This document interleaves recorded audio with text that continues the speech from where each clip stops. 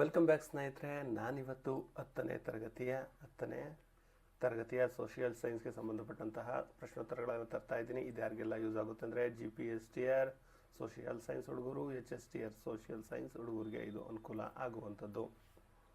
Okay ಸ್ನೇಹಿತರೆ, ನೀವು ಇನ್ನು ನಮ್ಮ ಚಾನಲನ್ನು ಸಬ್ಸ್ಕ್ರೈಬ್ ಆಗಿಲ್ಲ ಅಂದರೆ ಈ ಕೂಡಲೇ ಸಬ್ಸ್ಕ್ರೈಬ್ ಆಗಿ. ಇದು ಅಧ್ಯಾಯ 27 ಭಾರತದ ಸಾರಿಗೆ ಸಂಪರ್ಕ ಅಧ್ಯಾಯ. ಓಕೆ, ಸಾರಿಗೆ ಎಂದರೇನು? ವಸ್ತುಗಳು, ಸೇವೆಗಳು, ಮಾಹಿತಿ ಮತ್ತು ಜನರನ್ನು ಒಂದು ಸ್ಥಳದಿಂದ ಮತ್ತೊಂದು ಸ್ಥಳಕ್ಕೆ ಸಾಗಿಸುವುದನ್ನು ನಾವು ಸಾರಿಗೆ ಎನ್ನುತ್ತೇವೆ. ಸಾರಿಗೆಯಲ್ಲಿ 4 ಪ್ರಮುಖ ಪ್ರಕಾರಗಳು ಯಾವುವು ಅಂದರೆ ರಸ್ತೆ ಸಾರಿಗೆ, ರೈಲು ಸಾರಿಗೆ, ಜಲ ಸಾರಿಗೆ ಹಾಗೂ ವಾಯು ಸಾರಿಗೆ. ಭಾರತದ ಅತ್ಯಂತ ಉದ್ದವಾದ ರಾಷ್ಟ್ರೀಯ ಹೆದ್ದಾರಿ ಯಾವುದು ಅಂದರೆ ಜಮ್ಮು ಕಾಶ್ಮೀರದ ಶ್ರೀನಗರದಿಂದ ಹಿಡಿದು ತಮಿಳುನಾಡಿನ ಕನ್ಯಾಕುಮಾರಿಯವರೆಗೆ ಇರುವಂತಹ ರಾಷ್ಟ್ರೀಯ ಹೆದ್ದಾರಿ 44 ದೇಶದ ಅತಿ ದೊಡ್ಡ ರಾಷ್ಟ್ರೀಯ ಹೆದ್ದಾರಿಯಾಗುತ್ತೆ. 3745 ಕಿಲೋಮೀಟರ್ ಇರುವಂಥದ್ದು. ಜಗತ್ತಿನ ಅತಿ ಎತ್ತರವಾದ ರಸ್ತೆ ಮಾರ್ಗವನ್ನು ಎಲ್ಲಿ ಕಾಣಬಹುದು ಅಂದರೆ ನಾವು ಲಡಾಖ್ನ ಉಮ್ಲಿಂಗ್ಲಾ ಕಣಿವೆಯಲ್ಲಿ ಕಾಣಬಹುದು. 19,024 ಅಡಿ ಎತ್ತರವಾಗಿ ಇರುವಂಥದ್ದು. ಸ್ನೇಹಿತರೆ, ಈ ಎಲ್ಲ ಪ್ರಶ್ನೆಗಳು ಯಾವುದರಲ್ಲಿರುವಂಥದ್ದು? 10ನೇ ತರಗತಿಯ ಟೆಕ್ಸ್ಟ್ ಬುಕ್ ಇದು ಪಠ್ಯಪುಸ್ತಕದಲ್ಲಿ ಇರುವಂಥದ್ದು. ಯಾವುದರಲ್ಲಿ? ಪಠ್ಯಪುಸ್ತಕದಲ್ಲಿ ಇರುವಂಥದ್ದು ಸ್ನೇಹಿತರೆ. ಇದೆಲ್ಲವನ್ನು ನಾವು ಒಂದು PDF ಆಗಿ ಮಾಡಿ 6ರಿಂದ 10ನೇ ತರಗತಿಯವರೆಗಿನ ಎಲ್ಲ ಕ್ವಶನ್ಸ್ಗಳನ್ನು ಒಳಗೊಂಡಿರುವಂಥ PDF ರಚಿಸಿದ್ದೇವೆ. ಅದೇ PDF ಅಲ್ಲಿ ನಾವು ನಿಮಗೆ ಇಲ್ಲಿ ಪಾಠವನ್ನು ಮಾಡ್ತಿರುವಂಥದ್ದು. ಈ PDF ನಿಮಗೇನಾದರೂ ಬೇಕು ಅಂದರೆ ನೀವು 149 ರೂಪಾಯಿಸನ್ನು ಪೇ ಮಾಡಬೇಕಾಗುತ್ತೆ. ಎಷ್ಟು? 149 ರೂಪೀಸ್ ಪೇ ಮಾಡಬೇಕಾಗುತ್ತೆ. ಹೇಗಪ್ಪ ಅಂದರೆ ಈ ನಂಬರ್ಗೆ 9945005138ಗೆ ಗೂಗಲ್ ಪೇ ಅಥವಾ ಫೋನ್ಪೇ ಮೂಲಕ ನೀವು ಪೇ ಮಾಡಿ ಅದನ್ನು ಸ್ಕ್ರೀನ್ಶಾಟನ್ನು ಈ ನಂಬರ್ಗೆ 9945005138ಕ್ಕೆ ನೀವು ಸ್ಕ್ರೀನ್ಶಾಟ್ ಕಳಿಸಿದರೆ ಅದನ್ನು ವೆರಿಫೈ ಮಾಡಿ ನಿಮಗೆ ಈ PDF ಕಂಪ್ಲೀಟಾಗಿ ಕೊಡ್ತೀವಿ. 6ರಿಂದ 10ನೇ ತರಗತಿಯವರೆಗೆ ಇರುವಂಥದ್ದು. ಇನ್ನು ಸ್ನೇಹಿತರೆ, ನಿಮಗೆ ಗೊತ್ತಿರಲಿ, ಟೀಚರ್ ಕಾಲ್ಫಾರ್ಮ್ ಆಗುತ್ತೆ ಎನ್ನುವಂಥ ಮಾತುಗಳು ಈಗೆಲ್ಲ ಹರಿದಾಡ್ತಾ ಇದೆ. ನಿಮಗೆ ಮ್ಯಾಕ್ಸಿಮಮ್ ಅಂದರೆ 1ರಿಂದ 2 ತಿಂಗಳು ಮಾತ್ರ ಓದೋದಕ್ಕೆ ಟೈಮ್ ಸಿಗುವಂಥದ್ದು. ಎಷ್ಟೋ 1ರಿಂದ 2 ತಿಂಗಳು. ಅದರಲ್ಲಿ ನೀವು 6ರಿಂದ 10ನೇ ತರಗತಿ ಬುಕ್ಸ್ ಓದೋಕ್ಕೆ ನಿಮಗೆ ಕನಿಷ್ಠ ಅಂದ್ರೂ 1 ತಿಂಗಳು ಬೇಕಾಗುತ್ತೆ. ಸೊ 1 ತಿಂಗಳು ಇದೊಂದೇ ಸಬ್ಜೆಕ್ಟ್ಗೆ ಹಾಕಿದ್ರೆ ನಿಮಗೆ ಟೈಮ್ ಸಿಗುತ್ತಾ? ಖಂಡಿತವಾಗಿ ಸಿಗೋದಿಲ್ಲ. ಅದೇ ಕಾರಣಕ್ಕೆ ನೀವು ಟೆಕ್ಸ್ಟ್ ಬುಕ್ ಓದೋದು ಅನಿವಾರ್ಯ, ಓದಲೇಬೇಕು. ನೀವು ಟೀಚರ್ ಆಗಬೇಕು ಅಂದರೆ ನೀವು ಈಗಾಗಲೇ ಓದಿದರೆ ನಿಮಗೆ ರಿವಿಷನ್ ಆಗಿ ಈ PDF ಯಾವುದು ಈ PDF ಏನಿದೆ ಇದು ನಿಮಗೆ ರಿವಿಷನ್ಗೆ ಸಕ್ಕತ್ತಾಗಿರುತ್ತೆ. ಓದಿದರೆ ರಿವಿಷನ್ ಆಗಿ ಯೂಸ್ ಮಾಡ್ಕೋಬೋದು. ಒಂದು ವೇಳೆ ನೀವು ಇಲ್ಲಿವರೆಗೂ 6ರಿಂದ 10ನೇ ತರಗತಿಯವರೆಗೂ ಟೆಕ್ಸ್ಟ್ ಬುಕ್ಕನ್ನು ಓದೇ ಇಲ್ಲ ಅಂದರೆ ನೀವು ತುಂಬ ಕಷ್ಟ ಅದು. ಅಂದರೆ ನೀವು ಇದನ್ನು ಓದೋದಕ್ಕೆ ಅಟ್ಲೀಸ್ಟ್ ನಮ್ಮ PDF ಓದಿದರೆ ಅಟ್ಲೀಸ್ಟ್ ಒಂದು ಏನನ್ನುತ್ತೆ, ನಿಮ್ಗೊಂದು ಸ್ಟ್ರೆಂತನ್ನು ಕೊಡುತ್ತೆ. ನೀವು ಒಂದು ರೀತಿ ಬಿಲೀವನ್ನು ಮಾಡ್ಬೋದು, ನಾನು ಈ ಸರಿ ಪಾಸ್ ಆಗ್ತೀನಿ ಅನ್ನುವಂಥದ್ದು. ಇಂಥ PDF ಬೇಕು ಅಂದರೆ ನೀವು ಈ ನಂಬರ್ಗೆ 9945005138ಗೆ ಗೂಗಲ್ ಪೇ ಫೋನ್ಪೇ ಮಾಡಿದರೆ ನಿಮಗೆ ಸಿಗುತ್ತೆ. ಒಂದು ವೇಳೆ ಇಲ್ಲ ಸರ್ ನನಗೆ ಬೇಡ, ನನ್ನ ಹತ್ರ ಅಷ್ಟು ದುಡ್ಡಿಲ್ಲ ಅಂದರೆ 149 ರೂಪೀಸ್ ಕೂಡ ಇಲ್ಲ ಅಂದರೆ ನಾವು ಕ್ಲಾಸ್ಗಳನ್ನು ಮಾಡಿದ್ದೀವಿ. 10ನೇ ತರಗತಿ, 8ನೇ ತರಗತಿ, 9ನೇ ತರಗತಿ ಇವೆಲ್ಲವನ್ನು 6ನೇ ತರಗತಿದು ಕೂಡ ಕೆಲವು ಮಾಡಿದ್ದೀವಿ. ಅವುಗಳನ್ನು ನೋಡಿ ಅಲ್ಲಿ ನೀವು ನೋಟ್ಸನ್ನು ಮಾಡ್ಕೋಬಹುದು. ಓಕೆ, ಮುಂದೆ ವರ್ಷಾಗೋಣ. ಸುವರ್ಣ ಚತುಷ್ಕೋನ ಹೆದ್ದಾರಿಗಳು, ಗೋಲ್ಡನ್ ಕ್ವಾಡ್ರಿಲ್ಯಾಟರಲ್ ಹೈವೇಸ್ ಯಾವ ನಗರಗಳನ್ನು ಸಂಪರ್ಕಿಸುತ್ತದೆ ಅಂದರೆ ದೆಹಲಿ, ಮುಂಬೈ, ಚೆನ್ನೈ, ಕೋಲ್ಕತ್ತಾ ನಗರಗಳನ್ನು ಸಂಪರ್ಕಿಸುತ್ತದೆ. ಪೂರ್ವ ಪಶ್ಚಿಮ ಕಾರಿಡಾರ್ ಹೆದ್ದಾರಿಯು ಯಾವ ಸ್ಥಳಗಳನ್ನು ಸಂಪರ್ಕಿಸುತ್ತದೆ ಅಂದರೆ ಗುಜರಾತಿನ ಪೋರಬಂದರಿನಿಂದ ಅಸ್ಸಾಂನ ಸಿಲ್ವಾಚಾರ್ವರೆಗೆ. ಭಾರತದಲ್ಲಿ ಮೊಟ್ಟಮೊದಲ ರೈಲು ಸಂಚಾರ ಎಲ್ಲಿ ಯಾವಾಗ ಆರಂಭವಾಯಿತು ಅಂದರೆ 1853 ಏಪ್ರಿಲ್ 16ರಂದು ಮುಂಬೈ ಟು ಠಾಣಾ 1853 ಏಪ್ರಿಲ್ 16. ಭಾರತೀಯ ರೈಲ್ವೆ ವ್ಯವಸ್ಥೆಯನ್ನು ಎಷ್ಟು ವಲಯಗಳಾಗಿ ವಿಂಗಡಿಸಲಾಗಿದೆ? 18 ವಲಯಗಳಾಗಿ ವಿಂಗಡಿಸಲಾಗಿದೆ. ಭಾರತದ ಹೆಬ್ಬಾಗಿಲು ಎಂದು ಯಾವ ಬಂದರನ್ನು ಕರೀತಾರೆ? ಮಹಾರಾಷ್ಟ್ರದ ಮುಂಬೈ ಬಂದರನ್ನು ಭಾರತದ ಹೆಬ್ಬಾಗಿಲು ಅಂತ ಕರೀತಾರೆ. ಭಾರತದ ಚಹಾ ಬಂದರು ಎಂದು ಯಾವ ಬಂದರನ್ನು ಕರೆಯಲಾಗುತ್ತೆ? ಪಶ್ಚಿಮ ಬಂಗಾಳದ ಕೋಲ್ಕತ್ತಾ ಬಂದರನ್ನು. ಕರ್ನಾಟಕದ ಪ್ರಮುಖ ಬಂದರು ಯಾವುದು ಅಂದರೆ ನವಮಂಗಳೂರು ಬಂದರು. GIS ಅಂದ್ರೇನು? Geographical information system. GIS ಭೌಗೋಳಿಕ ಮಾಹಿತಿ ವ್ಯವಸ್ಥೆ. GPS ವಿಸ್ತೃತ ರೂಪ ಗ್ಲೋಬಲ್ ಪ್ರೊಸೆಸಿಂಗ್ ಸಿಸ್ಟಮ್. ಸ್ನೇಹಿತರೆ, ಇದು ಇಂಪಾರ್ಟೆಂಟ್, ಇದನ್ನು ತುಂಬ ಸಾರಿ ರಿಪೀಟ್ ಮಾಡಿದ್ದಾರೆ ಕ್ವಶನನ್ನು. ಭಾರತದ ಪ್ರಾದೇಶಿಕ ಮತ್ತು ಸ್ವತಂತ್ರ GPS ವ್ಯವಸ್ಥೆ ಹೆಸರೇನು? ಯಾರಾದರೂ ಕಾಮೆಂಟ್ ಮಾಡಿ. NavIC. Yes, NavIC. Navigation with Indian constellations. ದೂರ ಸಂವೇದಿ ತಂತ್ರಜ್ಞಾನ ಅಂದರೆ ರಿಮೋಟ್ ಸೆನ್ಸಿಂಗ್ ಎಂದರೆ ಏನು? ವಸ್ತುಗಳನ್ನು ಭೌತಿಕವಾಗಿ ಸ್ಪರ್ಶಿಸದೆ ದೂರದಿಂದಲೇ ಉಪಗ್ರಹಗಳ ಮೂಲಕ ಅವುಗಳಿಗೆ ಸಂಬಂಧಿಸಿದ ಮಾಹಿತಿ ಸಂಗ್ರಹಿಸುವ ತಂತ್ರಜ್ಞಾನವೇ ದೂರ ಸಂವೇದಿ ತಂತ್ರಜ್ಞಾನ. ಸಮೂಹ ಮಾಧ್ಯಮ ಮಾಸ್ ಮೀಡಿಯಾ ಎಂದರೇನು? ಏಕಕಾಲದಲ್ಲಿ ಎಲ್ಲ ಜನರನ್ನು ತಲುಪುವ ಮಾಹಿತಿ ಒದಗಿಸುವ ಸಂಪರ್ಕ ಮಾಧ್ಯಮವೇ ಸಮೂಹ ಮಾಧ್ಯಮ. NHAI ಎಂದರೇನು? National highway authority of India, ಭಾರತದ ರಾಷ್ಟ್ರೀಯ ಹೆದ್ದಾರಿ ಪ್ರಾಧಿಕಾರ. ಈ ಟೋಲ್ಗಳನ್ನೆಲ್ಲ ಇದಲ್ವ ಮಾಡೋದು. ಕೆಂಪೇಗೌಡ ಅಂತಾರಾಷ್ಟ್ರೀಯ ವಿಮಾನ ನಿಲ್ದಾಣ ಎಲ್ಲಿದೆ? ನಮ್ಮ ಕರ್ನಾಟಕದಲ್ಲಿ, ನಮ್ಮ ಹೆಮ್ಮೆಯ ಕರ್ನಾಟಕದಲ್ಲಿ, ಅದು ಕೂಡ ಬೆಂಗಳೂರಿನ ದೇವನಹಳ್ಳಿಯಲ್ಲಿ. ಮುಂಬೈ ಬಂದರಿನ ಒತ್ತಡ ಕಡಿಮೆ ಮಾಡಲು ನಿರ್ಮಿಸಲಾದ ನವೀನ ಬಂದರು ನವಶೇಷ ಬಂದರು. ರೈಲು ಸಾರಿಗೆ ಏನೆಂದು ಕರೀತಾರೆ ಅಂದರೆ ರಾಷ್ಟ್ರದ ಜೀವನಾಡಿ. ನಾದಿಯಲ್ಲ, ಜೀವನಾಡಿ ಅಂತ ಕರೀತಾರೆ. ಲೈಫ್ ಆಫ್ ದಿ ನೇಷನ್ ಎಂದು ಕರೀತಾರೆ. ಓಕೆ, ಈಗ 28ನೇ ಚಾಪ್ಟರನ್ನು ನೋಡೋಣ. ಅಧ್ಯಾಯ 28, ಭಾರತದ ಪ್ರಮುಖ ಕೈಗಾರಿಕೆಗಳು. ಕೈಗಾರಿಕೆ ಎಂದರೇನು? ಕಚ್ಚಾ ವಸ್ತುಗಳನ್ನು ಸಿದ್ಧ ವಸ್ತುಗಳಾಗಿ ಪರಿವರ್ತಿಸುವ ಪ್ರಕ್ರಿಯೆಗೆ ನಾವು ಕೈಗಾರಿಕೆ ಅಂತ ಕರಿತೀವಿ. ಕೈಗಾರಿಕೆಗಳನ್ನು ಬಂಡವಾಳ ಹೂಡಿಕೆಯ ಆಧಾರದ ಮೇಲೆ ಎಷ್ಟು ವಿಧಗಳಾಗಿ ವಿಂಗಡಿಸಬಹುದು? 3. ದೊಡ್ಡ ಪ್ರಮಾಣದ, ಮಧ್ಯಮ ಪ್ರಮಾಣದ, ಸಣ್ಣ ಪ್ರಮಾಣದ ಕೈಗಾರಿಕೆಗಳು. ಭಾರತದಲ್ಲಿ ಪ್ರಥಮ ಕಬ್ಬಿಣ ಮತ್ತು ಉಕ್ಕಿನ ಕೈಗಾರಿಕೆ ಎಲ್ಲಿ ಸ್ಥಾಪಿಸಲಾಯಿತು ಅಂದರೆ ಭಾರತದಲ್ಲಿ 1870ರಲ್ಲಿ ಪಶ್ಚಿಮ ಬಂಗಾಳದ ಕುಲ್ಟಿಯಲ್ಲಿ ಪ್ರಥಮ ಕೈಗಾರಿಕೆ 870 ಪಶ್ಚಿಮ ಬಂಗಾಳದ ಕುಲ್ಟಿಯಲ್ಲಿ. ಮೂಲ ಕೈಗಾರಿಕೆ ಬೇಸಿಕ್ ಇಂಡಸ್ಟ್ರಿ ಎನ್ನುವುದನ್ನು ಎಲ್ಲಿ ಸ್ಥಾಪಿಸಲಾಯಿತು ಅಂದರೆ ಕಬ್ಬಿಣ ಮತ್ತು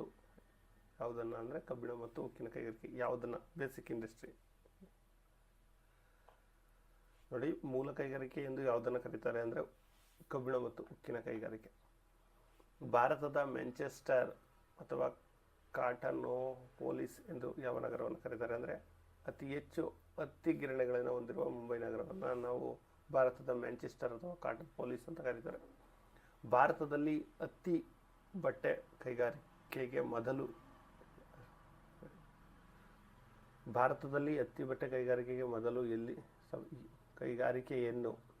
ಎಲ್ಲಿ ಸ್ಥಾಪಿಸಲ್ಪಟ್ಟಿತು ಅಂದರೆ 1854 ಮುಂಬೈ ಹಾಗೂ ಬರೋಚ್ಗಳಲ್ಲಿ. ಕರ್ನಾಟಕದಲ್ಲಿರುವ ಪ್ರಮುಖ ಕಬ್ಬಿಣ ಮತ್ತು ಉಕ್ಕಿನ ಕೈಗಾರಿಕೆ ಯಾವುದು ಅಂದರೆ ಭದ್ರಾವತಿಯಲ್ಲಿರುವ ವಿಶ್ವೇಶ್ವರಯ್ಯ ಕಬ್ಬಿಣ ಮತ್ತು ಉಕ್ಕಿನ ಕೈಗಾರಿಕೆ VISL. ಕೈಗಾರಿಕಾ ವಲಯ ಎಂದರೇನು? ಕೈಗಾರಿಕೆಗಳು ಅತಿ ಹೆಚ್ಚು ಕೇಂದ್ರೀಕೃತವಾಗಿರುವ ಪ್ರದೇಶಗಳನ್ನು ನಾವು ಕೈಗಾರಿಕಾ ವಲಯ ಎಂದು ಕರೆಯುತ್ತೇವೆ. ಸಕ್ಕರೆ ಕೈಗಾರಿಕೆಗೆ ಅವಶ್ಯಕವಾದ ಕಚ್ಚಾ ವಸ್ತು ಯಾವುದು ಅಂದರೆ ಕಬ್ಬು. ಭಾರತದಲ್ಲಿ ಅತಿ ಹೆಚ್ಚು ಸಕ್ಕರೆ ಉತ್ಪಾದಿಸುವ ರಾಜ್ಯ ಯಾವುದು ಅಂದರೆ ಉತ್ತರ ಪ್ರದೇಶ.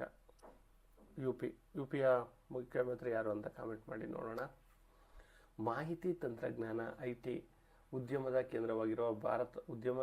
ಕೇಂದ್ರವಾಗಿರುವ ಭಾರತದ ನಗರ ಯಾವುದು ಅಂದರೆ ನಮ್ಮದೇ ಬೆಂಗಳೂರು. ಆಲ್ಮೋಸ್ಟ್ ಎಲ್ಲರೂ ಕೂಡ, ಎಲ್ಲ ನಮ್ಮ ಕರ್ನಾಟಕದವ್ರನ್ನ ಬಿಟ್ಟು ಉಳಿದವರೆಲ್ಲ ಇರುವಂಥ ಏಕೈಕ ನಗರ ಬೆಂಗಳೂರು. ನಮ್ಮ ಕರ್ನಾಟಕದವರು ಇದ್ದಾರೆ, ಆದರೆ ಕಡಿಮೆ ಸಂಖ್ಯೆಯಲ್ಲಿದ್ದಾರೆ. ಬೆಂಗಳೂರನ್ನು ಏನೆಂದು ಕರೀತಾರೆ? ಭಾರತದ ಸಿಲಿಕಾನ್ ವ್ಯಾಲಿ ಎಂದು ಕರೀತಾರೆ. ಜೈವಿಕ ತಂತ್ರಜ್ಞಾನ ಬಯೋಟೆಕ್ನಾಲಜಿ ಕೈಗಾರಿಕೆ ಅಂದರೆ ಜೀವಕೋಶಗಳು ಮತ್ತು ಜೀವಿಯ ಪ್ರಕ್ರಿಯೆಗಳನ್ನು ಬಳಸಿ ಉಪಯುಕ್ತ ಉತ್ಪನ್ನಗಳನ್ನು ತಯಾರಿಸುವ ಕೈಗಾರಿಕೆ. ಅಲ್ಯೂಮಿನಿಯಂ ಕೈಗಾರಿಕೆಗೆ ಬೇಕಾಗುವ ಪ್ರಮುಖ ಕಚ್ಚಾ ವಸ್ತು ಯಾವುದು ಅಂದರೆ ಬಾಕ್ಸೈಟ್ ಖನಿಜ. ಕಾಗದ ಕೈಗಾರಿಕೆಯಲ್ಲಿ ಬಳಸುವ ಕಚ್ಚಾ ವಸ್ತುಗಳು ಯಾವುವು? ಮರದ ತಿರುಳು, ಬಿದಿರು, ಕಬ್ಬಿನ ಸಿಪ್ಪೆ ಮುಂತಾದವು. ರಸಗೊಬ್ಬರ ಕೈಗಾರಿಕೆಗೆ ಅವಶ್ಯಕವಾದ ವಸ್ತುಗಳು ಪೆಟ್ರೋಲಿಯಂ ಉಪ ಉತ್ಪನ್ನಗಳು, ಕಲ್ಲಿದ್ದಲು, ಫಾಸ್ಫೇಟ್. ಭಾರತದ ಮೊಟ್ಟಮೊದಲ ರಸಗೊಬ್ಬರ ಕಾರ್ಖಾನೆ ಎಲ್ಲಿ ಆರಂಭವಾಯಿತು ಅಂದರೆ ಜಾರ್ಖಂಡ್ನ ಸಿಂಧ್ರಿಯಲ್ಲಿ. ಸಿಮೆಂಟ್ ಕೈಗಾರಿಕೆಯಲ್ಲಿ ಬಳಸುವ ಪ್ರಮುಖ ಕಚ್ಚಾ ವಸ್ತು ಯಾವುದು ಅಂದರೆ ಸುಣ್ಣದ ಕಲ್ಲು. ಜ್ಞಾನಾಧಾರಿತ ಕೈಗಾರಿಕೆಗಳು, ನಾಲೆಡ್ಜ್ ಬೇಸ್ಡ್ ಇಂಡಸ್ಟ್ರೀಸ್ ಎಂದು ಯಾವುದನ್ನು ಕರೀತಾರೆ? ಮಾಹಿತಿ ತಂತ್ರಜ್ಞಾನ ಮತ್ತು ಜೈವಿಕ ತಂತ್ರಜ್ಞಾನ ಕೈಗಾರಿಕೆಗಳು. ಭಾರತದಲ್ಲಿ ವಾಹನ ಕೈಗಾರಿಕೆಗಳ ಪ್ರಮುಖ ಕೇಂದ್ರಗಳು ಯಾವುವು ಅಂದರೆ ಚೆನ್ನೈ, ಪುಣೆ, ಗುರುಗ್ರಾಮ್ ವಾಹನ ತಯಾರಿಕಾ ಕೈಗಾರಿಕೆಗಳ ಪ್ರಮುಖ ಕೇಂದ್ರಗಳು. ಇನ್ನು ಭಾರತದ ಅಧ್ಯಾಯ 29 ಭಾರತದ ನೈಸರ್ಗಿಕ ವಿಕೋಪಗಳು. ಇದೊಂದು ಚಾಪ್ಟರ್ನ ಇವತ್ತಿನ ವಿಡಿಯೋದಲ್ಲಿ ನೋಡ್ಬಿಡೋಣ ಅಲ್ವಾ? ನೈಸರ್ಗಿಕ ವಿಕೋಪ ಎಂದರೇನು? ಪ್ರಕೃತಿಯಲ್ಲಿ ಉಂಟಾಗುವ ಆಕಸ್ಮಿಕ ಅಥವಾ ಹಠಾತ್ ಬದಲಾವಣೆಗಳಿಂದ ಪ್ರಾಣ ಹಾನಿ ಮತ್ತು ಅಪಾರ ನಷ್ಟ ಉಂಟಾಗುವುದನ್ನು ನೈಸರ್ಗಿಕ ವಿಕೋಪ ಅಂತ ಕರಿತೀವಿ. ಈಗ ಸಡನ್ನಾಗಿ ಪ್ರವಾಹ ಬರೋದು, ಅರ್ಥಕ್ವಿಕ್ ಆಗೋದು. ಹಾಗೆ ಭೂಕಂಪ ಅಥವಾ ಅರ್ಥಕ್ವಿಕ್ ಎಂದರೇನು? ಭೂಮಿಯ ಆಂತರಿಕ ಶಕ್ತಿಗಳ ಬಿಡುಗಡೆಯಿಂದ ಭೂಮಿಯ ಮೇಲೆ ಹಠಾತ್ತಾಗಿ ಕಂಪಿಸುವುದೇ ಭೂಕಂಪ, ಸಡನ್ನಾಗಿ ಬರುವಂಥದ್ದು. ಭೂಕಂಪದ ತೀವ್ರತೆಯನ್ನು ಅಳೆಯುವ ಸಾಧನ ಸಿಸ್ಮೋಗ್ರಾಫ್. ರಿಕ್ಟರ್ ಮಾಪಕದ ಮೂಲಕ ಅಳೆಯಲಾಗುತ್ತೆ. ಇದು ನೆನಪಲ್ಲಿ ಇರಲಿ, ಇದು ಇಂಪಾರ್ಟೆಂಟ್. IMP ಅಂತ ಹಾಕೊಳ್ಳಿ. ಭೂಕಂಪದ ಉಗಮ ಸ್ಥಾನವನ್ನು ಏನಂತಾರೆ ಅಂದರೆ ನಾಭಿ ಎಂದು ಕರೀತಾರೆ. ಸಿಸ್ಟಮಿಕ್ ಫೋಕಸ್ ಅಂತಾರೆ ಅಥವಾ ನಾಭಿ. ನೀವು ಕರೆಕ್ಟಾಗಿ ನಾಭಿ ಅಂತ ತಿಳ್ಕೊಳ್ಳಿ. ಜ್ವಾಲಾಮುಖಿ ವಾಲ್ಕೆನೋ ಎಂದರೇನು ಅಂದರೆ ಭೂಮಿಯ ಆಳದಿಂದ ಶಿಲಾರಸ, ಬೂದಿ ಮತ್ತು ಅನಿಲಗಳು ಹೊರಹೊಮ್ಮುವ ಪ್ರಕ್ರಿಯೆಗೆ ಜ್ವಾಲಾಮುಖಿ ಅಂತಾರೆ. ಭಾರತದಲ್ಲಿ ಸಕ್ರಿಯವಾಗಿರುವ ಏಕೈಕ ಜ್ವಾಲಾಮುಖಿ ಎಲ್ಲಿದೆ ಅಂದರೆ ಅಂಡಮಾನ್ ನಿಕೋಬಾರ್ ದ್ವೀಪಗಳಲ್ಲಿ ಇರುವಂಥದ್ದು. ಅಲ್ಲಿ ಎಲ್ಲಿ ಅಂದರೆ ಬ್ಯಾರನ್ ದ್ವೀಪದಲ್ಲಿ ಇರುವಂಥದ್ದು. ಸುನಾಮಿ ಎಂದರೇನು? ಸಾಗರದ ತಳದಲ್ಲಿ ಉಂಟಾಗುವ ಪ್ರಬಲ ಭೂಕಂಪದಿಂದ ನಿರ್ಮಾಣವಾಗುವ ಭಾರಿ ಎತ್ತರದ ವಿನಾಶಕಾರಿ ಸಮುದ್ರದ ಅಲೆಗಳನ್ನು ಸುನಾಮಿ ಎಂದು ಕರೀತಾರೆ.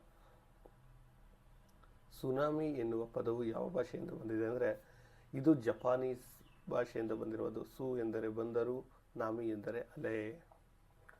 ಭಾರತದಲ್ಲಿ ಇತ್ತೀಚಿನ ಭೀಕರ ಸುನಾಮಿ ಯಾವಾಗ ಸಂಭವಿಸಿತು? 2004 ಡಿಸೆಂಬರ್ 26 ಪ್ರವಾಹ ಫ್ಲಡ್ ಎಂದರೇನು? ನದಿಯ ನೀರಿನ ಮಟ್ಟ ಮಿತಿಮೀರಿ ಹರಿದು ಅಕ್ಕಪಕ್ಕದ ಭೂಪ್ರದೇಶಗಳನ್ನು ಜಲಾವೃತವಾಗುವುದನ್ನು ನಾವು ಪ್ರವಾಹ ಎನ್ನುತ್ತೇವೆ.